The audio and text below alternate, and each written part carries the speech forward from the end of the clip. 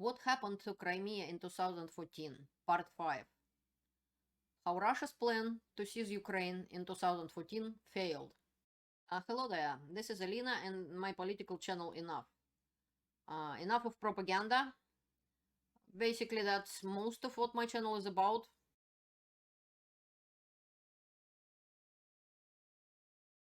This series is the war in Ukraine 2014 and episode 1, continuing. Today we're gonna talk about the situation from the point of view of this man, Oleksandr Turchynov, who was a former acting president of Ukraine and the Supreme Commander-in-Chief at the time. In this series, we're talking about the war in Ukraine 2014 and why it is important to know about what happened then, because it's giving us the keys about what is happening now.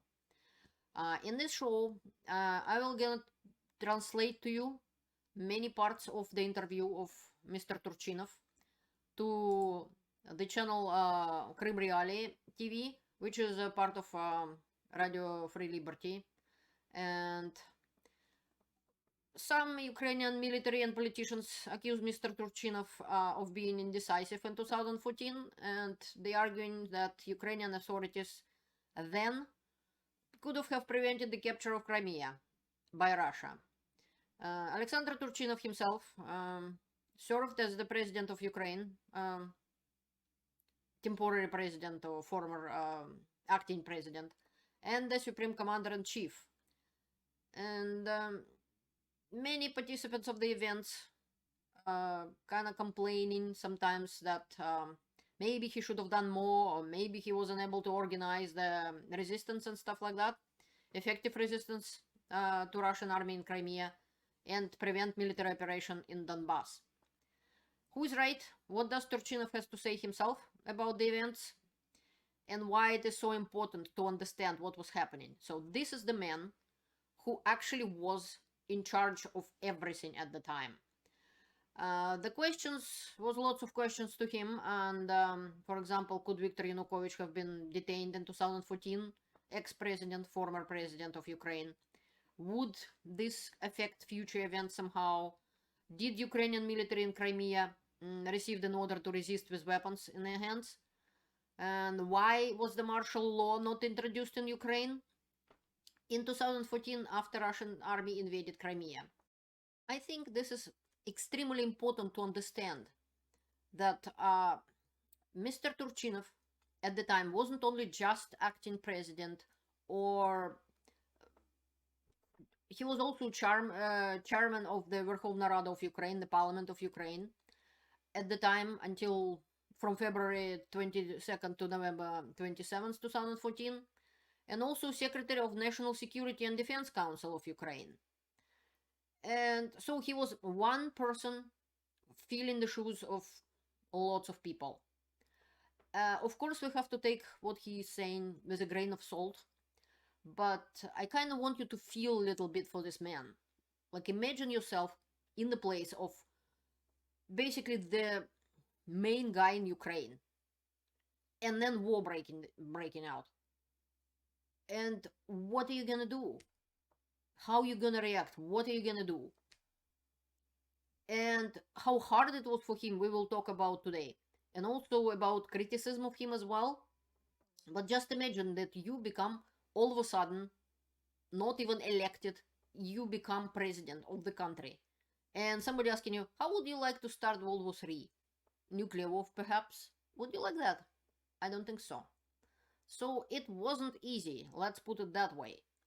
So that is what we're gonna talk about today, and I'll tell you most of important things of interview with him, and then I will provide the more of it, maybe not the whole interview, but big translation of it in the comments to this video down below. In the video, journalist Anzhelika Rudenko asking questions of Mr. Turchinov. One of the questions was, do you feel some kind of your own, perhaps personal responsibility for the annexation of Crimea and for what happened?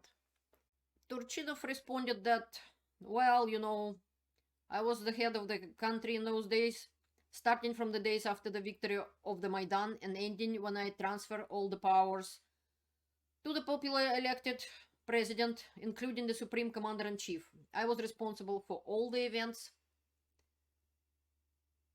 that took place in the country. He said that Russian military experts believed that Ukraine would not survive, it would fall apart due to the chaos in the country and pro-Russian riots, but they were wrong. And so Mr. Turchinov did and does feel his own responsibility. The video was filmed on March 9th on 2020. So it was about 6 years anniversary after Russia annexed Crimea. And the people were trying to find out what is happening and why it has all happened. The situation in Ukraine was as such that on February 21st, 2014, after lengthy discussions, Yanukovych reached an agreement with the opposition. And later that day, he tried to escape the country. We talked about this in our previous videos, so I won't talk about this too much. But this was Mr. Turchinov has to say about Yanukovych's escape from Ukraine. Initially, Mr. Yanukovych fled to Kharkiv, and Turchinov gave the command to land a helicopter with Yanukovych, who tried to fly to Russia, but command wasn't carried out. But eventually Yanukovych flew to Donetsk first, which is Ukraine, and then he went by car to Crimea. Deputies of Parliament of Ukraine were sent after him with a group of 10 people to detain Yanukovych. But Yanukovych hit at the military base of Russian Navy, and it wasn't possible to storm it. It was in Sevastopol. I want you to understand that after the flight of Yanukovych, power in the country was completely absent. There was no power. Together with Yanukovych, the heads of many law enforcement agencies fled. So they ensuring chaos. And the only man, this man, Mr. Turchinov, was left in charge. He was the chairman of the parliament, legally elected Ukrainian parliament, Verkhovna Rada. They were the only legal authorities in the country. The only legitimate body remained. There was no government. The majority in the Verkhovna Rada supported the fugitive president Yanukovych. And this situation needed to be changed, according to what Mr. Turchinov has to say. Полное покорение Украины. В Крыму была еще страшнее ситуация. Я запросил Генштаб, сказали, что мы не готовы, да, ни к чему. He asked the military, and they said, we're not ready to do anything. Another question was, why were you unable to stop separatism in Crimea in February? What it is Russian Spring? And I have to confirm that what Mr. Turchinov says on this part, that contrary to the popular belief, the capture of Crimea in 2014 wasn't sudden. It wasn't happen all of a sudden. The Russian special services were preparing to seize Ukraine, first peacefully. They contributed to establishment of the puppet regime of Yanukovych, then supported it, and also created a customs union. When this plan failed, they moved on to the military takeover of Ukraine, the Operation Russian Spring. It was planned to capture not only Crimea, but also a number of regions. I want to underline a very important point in here. Russia annually conducted military exercises, and in September 2013, such exercises called West 2013 were held jointly with Belarus. The theme of the exercises was a hypothetical coup is taking place in one of the friendly countries, and the legitimate government of this country is asking the Russian Federation and Belarus to help restore the constitutional order. It was in September 2013. Euromaidan has not happened yet. There is no crisis of power yet. Yanukovych is still the president of Ukraine, and nothing portends a war. That is, Russia was preparing in advance for the capture of Ukraine. And that's what Mr. Turchinov was saying. Because such large-scale exercise involving hundreds of thousands of military personnel, armored vehicles, and so on, can't be done in 5 minutes. Therefore, the talk that Putin accidentally seized the moment and seized Crimea isn't true. That is why in 2022, Putin believed that he would succeed again.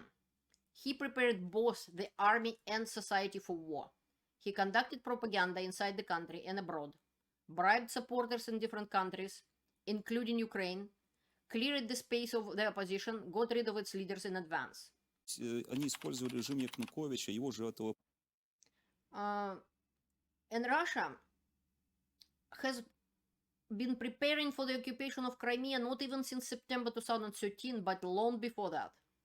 Putin used the regime of Yanukovych and his representative, this man Anatoly Mogilov, who was chairman of Crimean Council of Ministers, to spread pro-Russian propaganda. There was complete dominance of the Russian media in Crimea. Crimeans and the residents of Donbass were deliberately set against their own country, Ukraine, taught not to trust their own government, discredited it. Doesn't this sound familiar? This is exactly what was happening recently, and not only just in Ukraine. Russian spies and pro-Russian people infiltrated Ukrainian army and tried to take key positions in there. In February 2014, after the flight of Yanukovych, Turchinov was the only one man who, acting as a president of Ukraine, also he was kind of like a prime minister before the next prime minister was elected, and the general staff was refused to help him. Even the parliament in Kiev was guarded by 100 people from self-defense group. According to Turchinov, представителя в Крыму, или как он там назывался, премьер-министр. The police was afraid to go to the streets. They could be beaten and their weapons could be taken away. The Berkut detachment, we talked about them as well, the riot police, left the barracks with their weapons and disappeared. Soon Berkut troops were seen in Crimea defending the isthmus between Crimea and the rest of Ukraine. That is, they supported the Russian army. The chief of general staff at the time, we talked about them a little bit as well, Yuri Ilyin, refused to help Turchinov. And on February 28, 2014, he was fired for criminal inactivity. The betrayal also consisted in the fact that the leadership of the army cancelled all preparations to repel external aggression. Ilyin himself went to the Crimea and, as chief of the general staff, although he was fired, turned to the troops and forbade them to carry out orders from Kiev, spreading rumors about the illegitimacy of power in the country. Many military leaders also refused to follow Kiev's orders and either supported fugitive President Yanukovych or waited to see who would win. They feared that Yanukovych would return and then they would be fired for treason. Tried for treason. Turchinov's opponents believed that if troops had been brought into Crimea and then hadn't been allowed to legitimize the seizure of Crimea, then nothing would have happened. For example, one of them, Igor Smeshko, the head of intelligence committee. But the argument of Mr. Turchinov was that basically they didn't have army in Crimea that could withstand the Russian invasion. It was Russian invasion, but by Russian army in there. It's not just a few people, local people, who decided to do something. And at the time, former President Yanukovych, when he was still in power before that, he refused even a request to bolster Crimea defenses and demanded that troops were sent to Kiev instead. And yet, Mr. Zamana, we talked about him as well in the previous videos, refused to send more troops to Kiev. In this, the most difficult moment for Ukraine, when there is no president or government in the country, Russia strikes in the back. Putin trampled not only the Budapest Memorandum, but many agreements not only with Ukraine, but also international ones, when his troops invaded Ukraine. So, situation was very bad.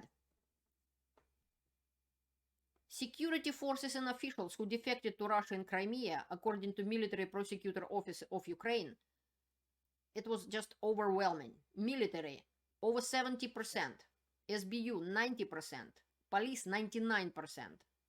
Out of 11,000 policemen, less than 1%, about 55 people, left Crimea and remained loyal to Ukraine.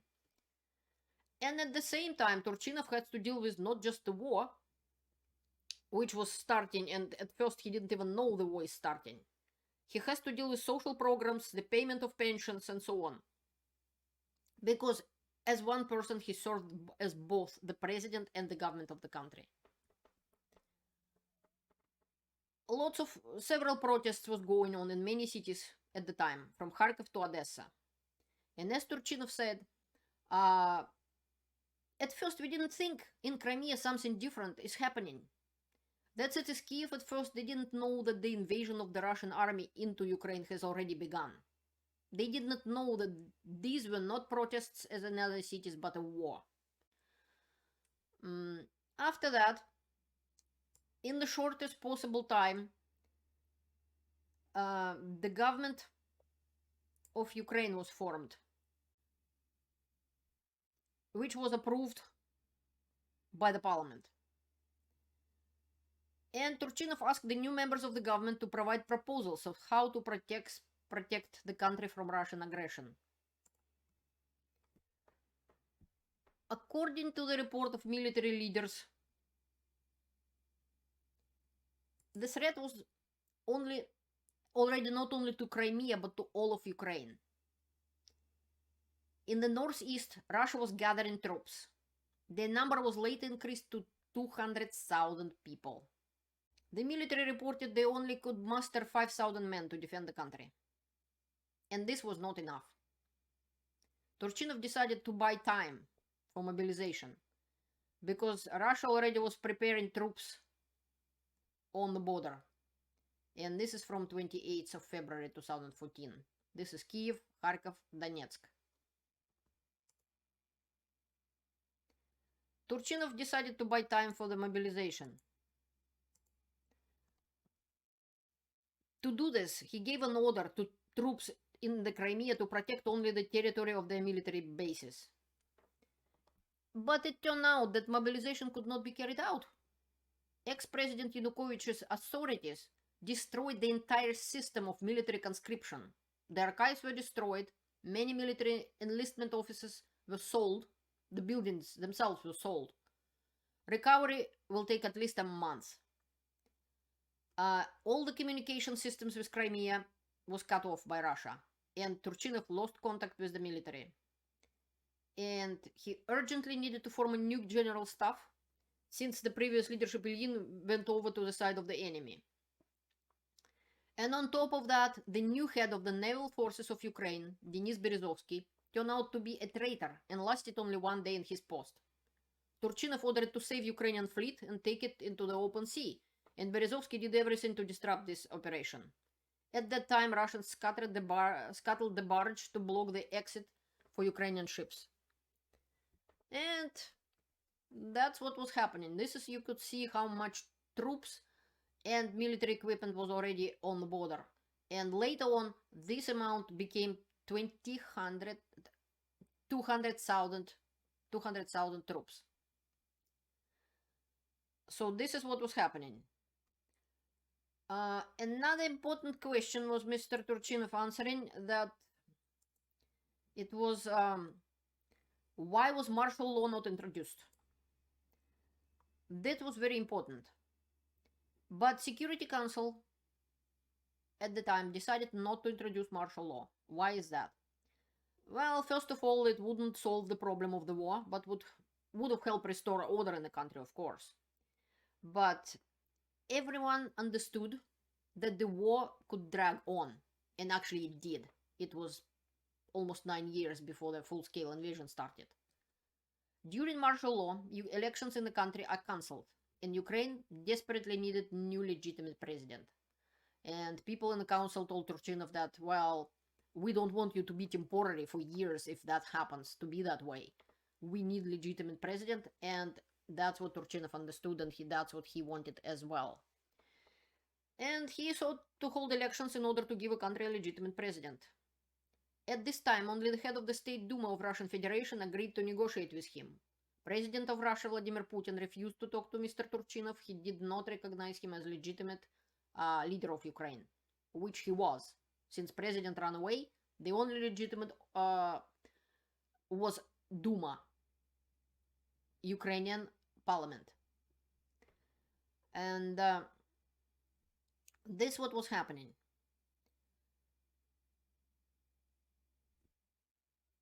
And the situation started to go exactly how it was in the scenario of military exercises West 2013, when the legitimate, according to Russia, President Yanukovych asked the Russian Federation for help against so-called illegally seized power people. Russia continues to repeat this nonsense until now, even now, when legal and free elections have already been held in Ukraine twice. Former President Yanukovych didn't come to any of these elections. At the time, Russia tried to intimidate Turchinov. On February 28, 2014, Russian embassy was urgently evacuated from Ukraine. It was mean war. Then Russia issued an ultimatum to the Ukrainian troops in Crimea to lay down their arms before midnight. Otherwise, the assault would begin. And the balance of power in the Crimea was 10-1 in favor of Russia. To attack in such situation, according to Mr. Turchinov, would be simply to kill people for nothing. And he tried to buy time to mobilize people. Again, he tried to call Putin at the time, but it didn't work out. So Turchinov had to call again to chairman of the State Duma of Russian Federation, Sergei Naryshkin. And he said, basically bluffed. He said, we received an ultimatum from you, and I called all the foreign embassies and said we would defend ourselves. And all the blood will lie on Russia. He bluffed, and it worked. Russia didn't storm, didn't attack, didn't start full-scale invasion. And they didn't receive a pretext for open military aggression. The Ukrainian troops held out in the Crimea for a month and made it possible to gather troops and organize defense of the country. It is funny to say, but Turchinov had to communicate with troops in Crimea via Skype and computer games. Yuri Golovashenko is the commander of the Mountain Infantry Battalion of the 36th Marine Brigade. This what he was saying at the time about what happened. Сами устраивали. И если бы мы в Крыму сделали единственный выстрел, положили бы где-нибудь убитую женщину с детьми, показали бы это все в телевизор, а у восточных границ стоял такой контингент, который мог запросто спокойно откусить кусок до самого Днепра, и я так думаю, даже больше. He's saying that everyone understood perfectly well that the Russians were waiting for a provocation or pretext. Moreover, they arranged those provocations themselves. If we had fired a single shot in Crimea, the invaders would have put a dead woman with children somewhere behind the corner, and they would have shown it all on TV, and that's all they would have needed to attack. There was such a group of troops at the eastern borders that they could easily bite off a piece all the way to the Dnieper, and I think even more. So Ukrainian army was afraid to do anything in Crimea because they didn't want full-scale invasion. And they need time to gather troops. That's what, according to Turchinov himself, to certain research I did, and to some people who just like now was saying that. Another question to Turchinov was, did you give the order to shoot or not? And the answer is certainly yes. On the 28th, February, the Secretary of Security Council, Andrei Paruby, and I signed an order to ensure the defense of military units to use weapons if necessary. Some were fully prepared to use their weapons. But several people also in this show and some other shows as well saying that some saying we were ready to use the weapons, and some of them managed, like Mr. Mamchur, as we saw in the other videos, could take their people out of the bases with weapons and everything. But many of them saying that we were just really couldn't use the weapons because our military base located in downtown of big city, and many people would have died if we would have done that. Besides, as you could see in my previous videos, the tactics Russian use, they just break the gates with some construction equipment, and then they show civilians first. And screaming, well, you wouldn't shoot the civilians, would you? And behind them was the Russian army. So nothing they could do. Sometimes. There was Dmitry Deletitsky, who was saying that his base was attacked by Russian military at night about 3 a.m. And some of them came by helicopters, and some of them broke through the fence and drove into the territory of the base with armored personal carriers and so on. And the Ukrainians only could use sticks to defend themselves. They didn't want to start a war. Turchinov gave the command to go out with weapons, banners, and military equipment. But the leadership of the Marine Corps went over to the side of the Russian Federation. And there was no command to lay down arms and hand it over to Russian Federation, saying Turchinov. We had removed more than $1 billion worth of equipment, weapons, and military equipment from Crimea. Provocateurs took advantage of the fact that there was no connections with leadership.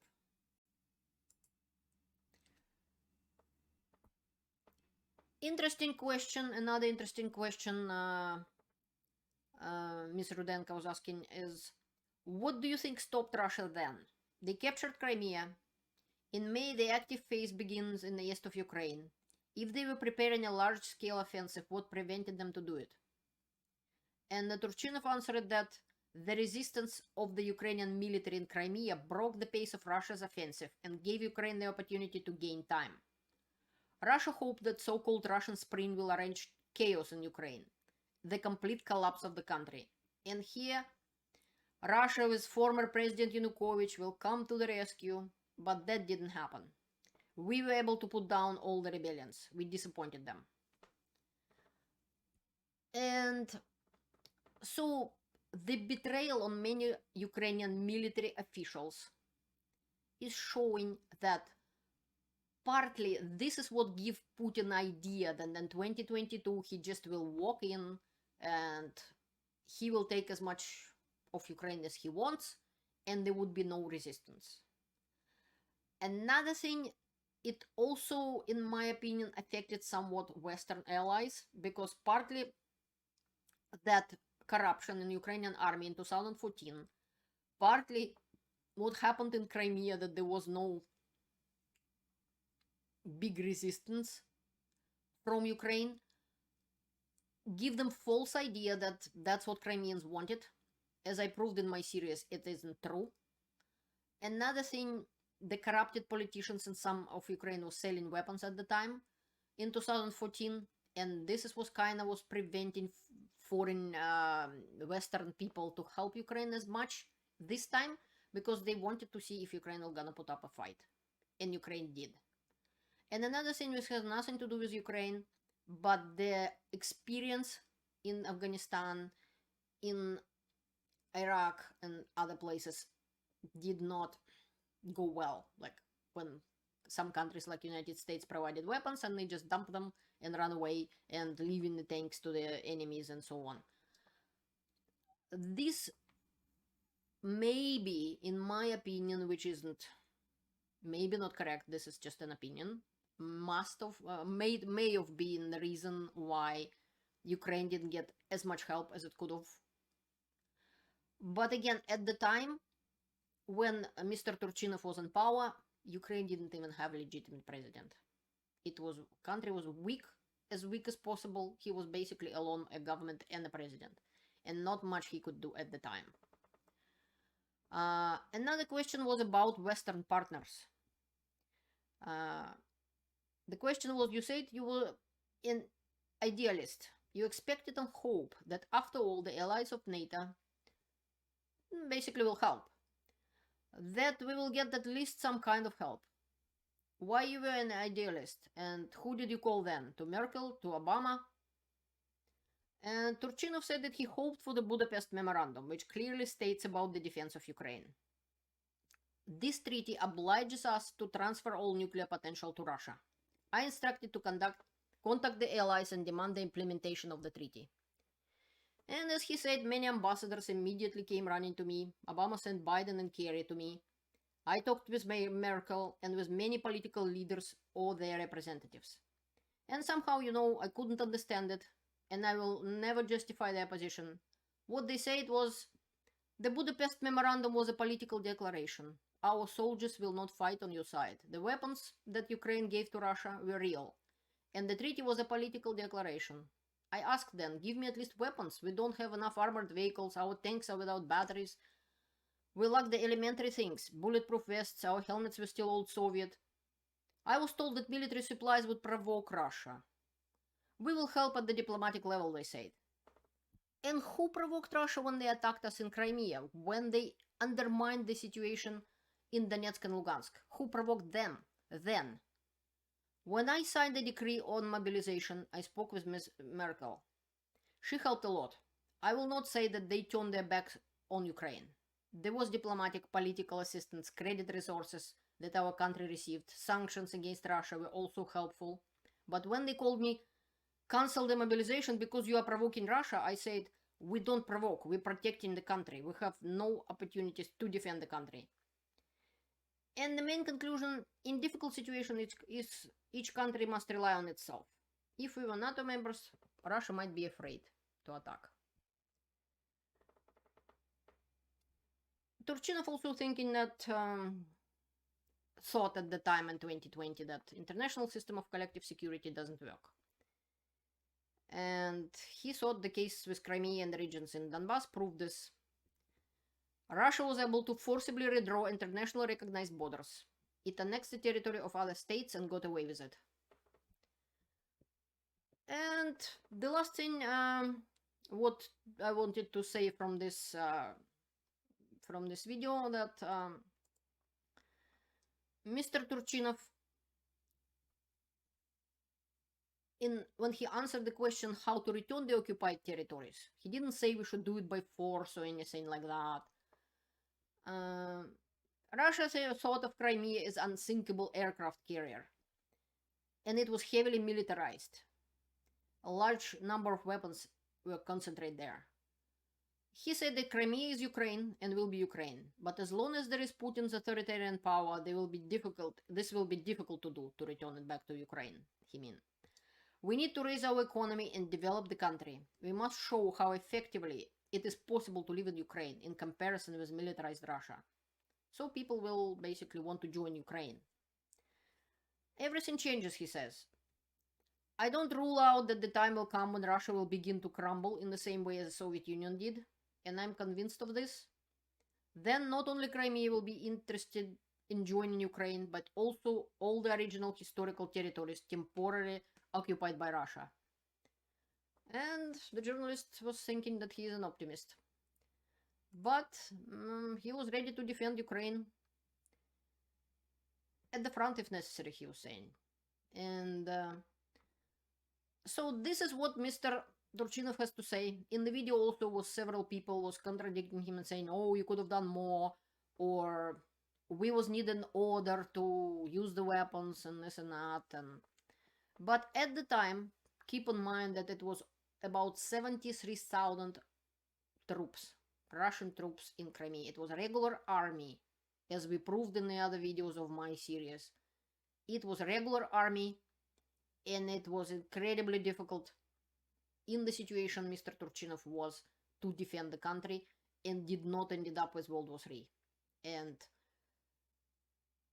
the proof is in the pudding. Ukraine did not kill anyone at the time. The first victim was Ukrainian soldiers killed by Russians, as you could see in the other videos of my series. But for now, this is about it, and to be continued. This is all for today. Thank you for watching, and have a great evening or a day.